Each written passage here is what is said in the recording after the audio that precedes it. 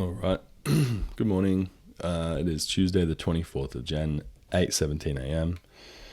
Or 2023. I don't think I need to mention that necessarily because obviously it's 2023 because all of the other ones are. And I wouldn't just have a sneaky one sitting in here from last year because I didn't think to do it until this year. I'm tired. I went for a run yesterday. I feel like I've been discrediting myself a little bit, actually. I have always considered running to be something where you just sort of like do it non-stop, like not taking no breaks, right? And so the first time I was ever able to run a kilometer without stopping was on a treadmill at a gym when I was training back in 2019, sorry. Yeah, we moved to Canberra in 2019. I signed up for an Anytime Fitness. I had to drive there every morning because it wasn't just around the corner, which is annoying. I mean, I suppose that's what most people do for the gym. But anyway, I'd get in and I would, my training session would be treadmill, walk or jog for, I think up to 15 minutes. And then go and do whatever the day was. And so I didn't follow a push-pull leg split, sorry. I followed like your traditional bodybuilding split. So it was like, chest and triceps one day, biceps another day, back another day, legs and abs, so on and so forth. So I just followed like whatever they used to do. Whatever I found online, it was like a bodybuilding fucking program. That's just what I did. And I managed to get my fitness up to a point in that where I was able to run for a kilometer non-stop. Nearly killed me. It was fucked up. I think the biggest challenge as well is not that my body doesn't want to do it. My legs and my other operating parts, but my lungs. I've had asthma since I was a little kid. I used to be on the nebulizer when I was like a baby. Not a baby, but like, I don't know, early primary school. Have coughing fits in the middle of the night. Mum would come in and we'd start up the fucking machine and be like, with the mask on my face, all the steam coming up. So I've always had these challenges, and I never really got out and got active as much as I could have as a kid. And you can't really, I don't know if you can give kids preventers, but I didn't really get a preventer until I was a bit older. When I was 16, my asthma actually just went away because I was so active and I was doing things. I didn't use an asthma puffer for, I think it was probably 8 or 9 months. I didn't need it. I forgot I even had asthma because I was able to get out and do things and run, and like I didn't have any issues. And then obviously it came back, and then I became a stoner. And so I started using my asthma puffer pretty regularly. And by pretty regularly, I mean like an absolute fucking shit ton. Honestly, like you go to the chemist and they're like, how many times a day do you use this? And you're like, oh, I don't want to answer that question because you'll arrest me. You'll make me go to hospital. But anyway, regardless, I'm tired. I went for a 4K yesterday, and that's why I was saying I feel like I discredit myself because I traveled a total distance of 4 kilometers. But I did it in 30 minutes. So it was like 7.5 minutes per thing. Obviously, I took a bit to get into the run to start off with. I was walking. I was using the Nike running app. So I pressed start, and I was like, I started walking. I probably walked for 5 minutes just to get my, my blood pumping, making sure that I was like not just fucking jumping straight into it. I stopped for a little bit to do a stretch. And it was like pausing workout. And I was like, oh, for fuck's sake. So I had to keep walking. And then I stopped because I had a stitch. And then the same thing. I don't know. When it says pausing workout, I just feel like a mook. Like you just got to fucking get back onto it and go. I was going to double check that what I just said isn't racist. It came out unintentionally. I think it means retard, right? Stupid or incompetent person. There you go. So yeah, incompetent. That's what I felt like. But I ran yesterday. It felt pretty good. I've been working with my mate James. I went boxing with him last week. I think I mentioned on this. He's like a support person that I've been like referring to and letting him know because I want to keep going boxing with him, and I want to keep making sure that I'm able to like keep up. And last time I was so fucking exhausted. By the end of it, I felt like I was going to fucking throw up. I felt like, I just didn't feel good. So today's a rest day. I'm not going to be doing any working out, any form of physical,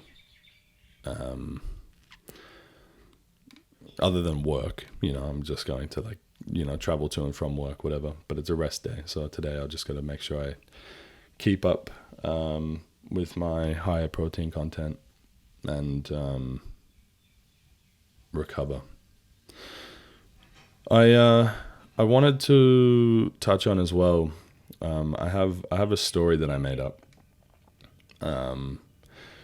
I have mentioned on here before that I work in professional leadership, or that I have worked in professional leadership. But I think a lot about it. I think about the philosophy of leadership, and I think about people and the impacts that certain leadership has on people, right? And what a lot of people don't realize is that leadership is servitude. Servitude, for those who don't know, is service, right? Like building the support network. Oh, I don't know if you can hear those glasses in the background. No, maybe it's just me. Servitude is being of service to someone else. So think like an employee has a servitude to a business. A leader has a servitude just imposed in the position on to the team, to the direct reports, right? Because if my team can't do the job, I need to support them in any way to get them to do the job properly, because I can't do all of their job. So let's say there's 14 of them. I need them to all know their job, and I need them to all have support in doing that job. And if I'm not there supporting them, who is, right?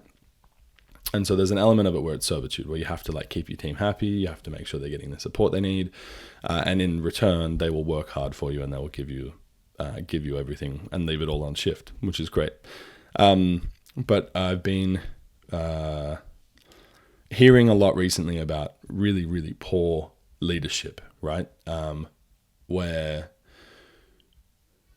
I think businesses, I think corporations, I think even small mom and pops businesses, personally run and personally owned, like owner operated sort of businesses, they forget that it's the people that make the business, right? No one wants to work for a business that doesn't give a fuck about them.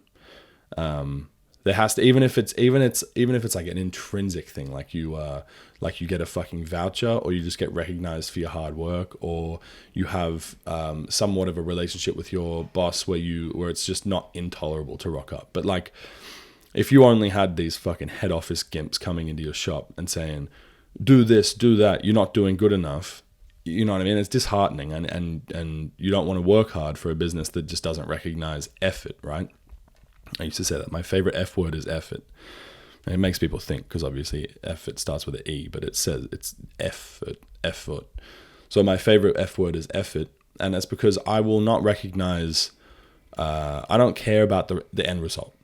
I just don't. At the end of the day, I care enough about it, but if I'm not helping provide for my team so that my team can put in the effort that is required to achieve those results, then I'm only focusing on the results, which means I'm forgetting about the humanity, and I am not in service to my team, right? And I'm just going to create an environment. It comes back to culture. I've read about that here as well.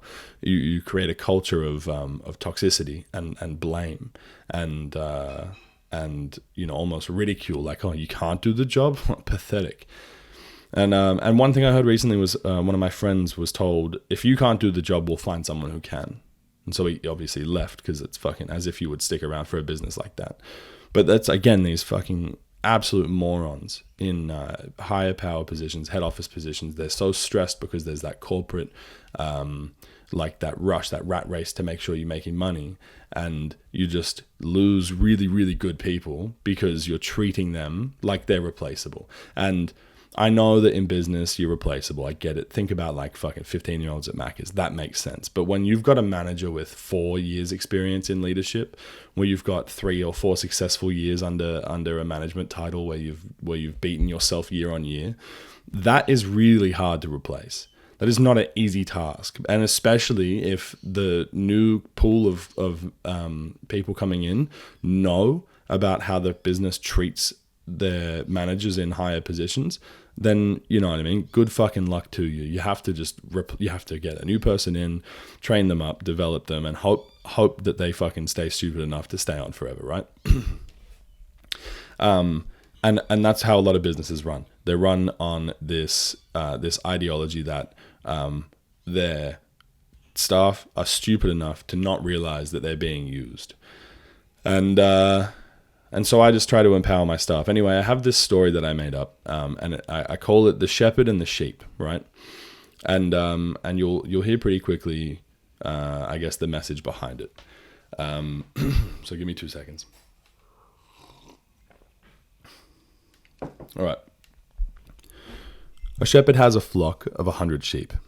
This isn't written down, by the way. I'm reciting this off memory. A shepherd has a flock of 100 sheep, and he needs to take the flock from paddock A to paddock B. Now, paddock B is 1 kilometer down the road, down this gravel path. Now he's expecting the birth of his child. And so he can't really take, the sheep from paddock A to paddock B, but they have to move because they're hungry. They've eaten all the grass in this other paddock, right?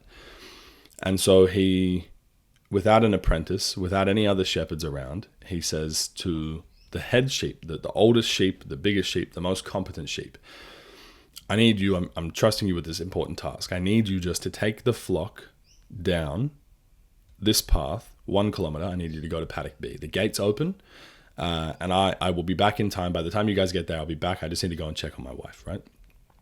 And the sheep's, they're fucking like, let's go. That's a pretty good sheep. Let's go. Absolutely, I can do it. And so the shepherd leaves, and the sheep starts to round everybody up, and he says, all right, everybody, let's go. We're going down this path. We're going to paddock B. The shepherd has told me, follow the path to paddock B.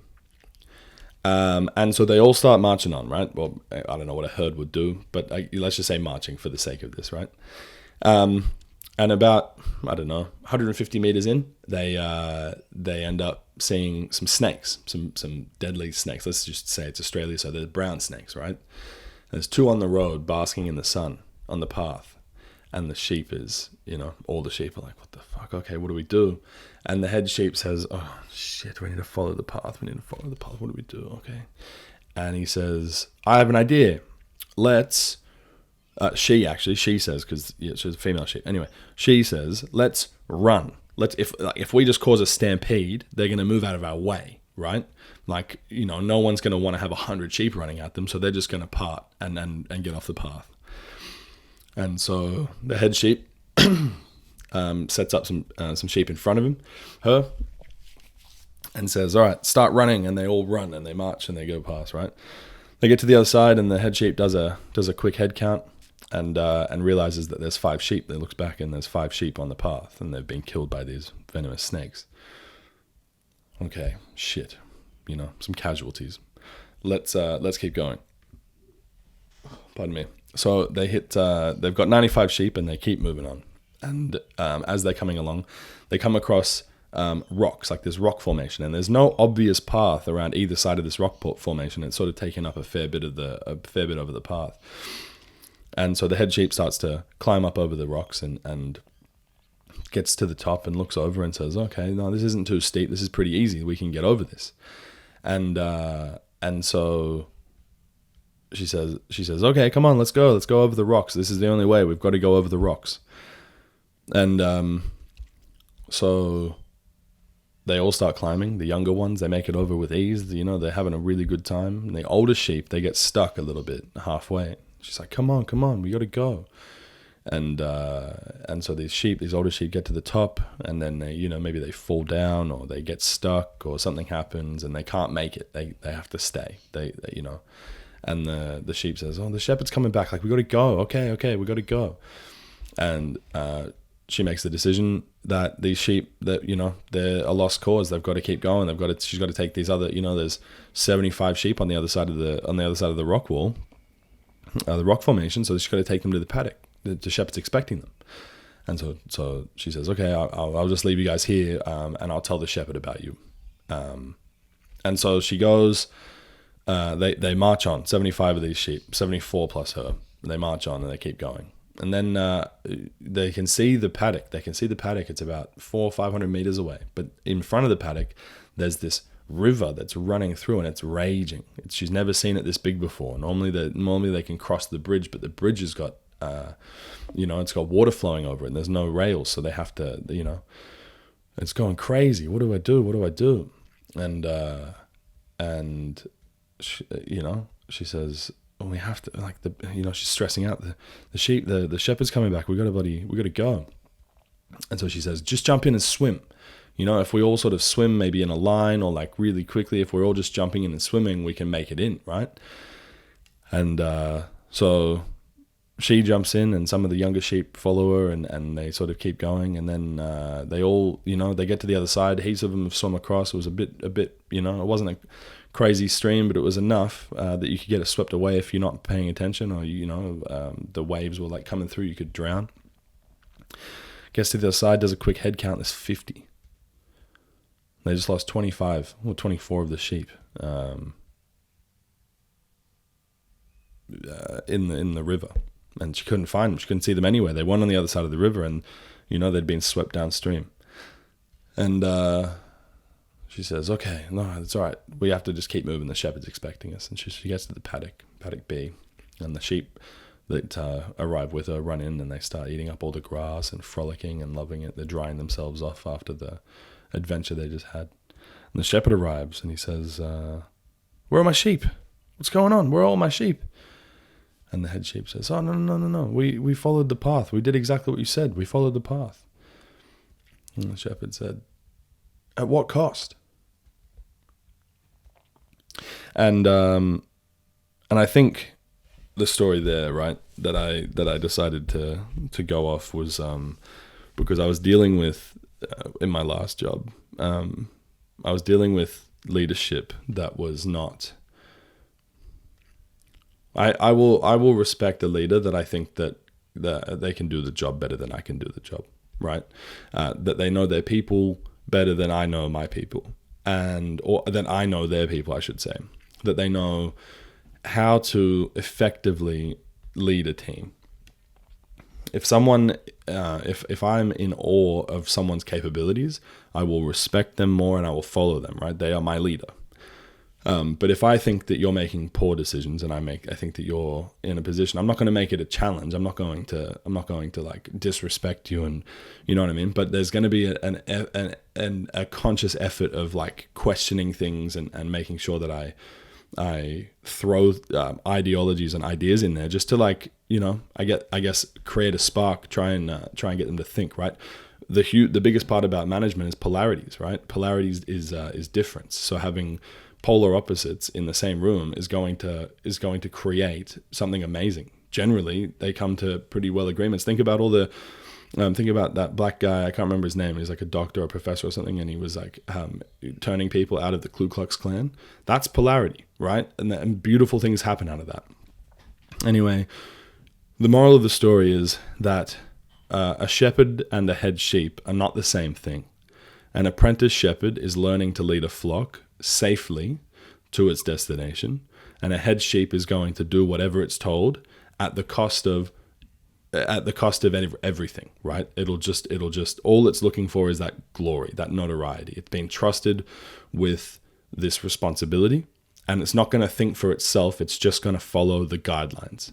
And I was dealing with that in my last job. Someone had a position of authority. They just followed the rules. They followed the guidelines, and they wouldn't listen to any reason, any reasoning, any. There was no debating. There was no conversation about what was right or wrong. It was no, we are just doing it the way that it has been set out.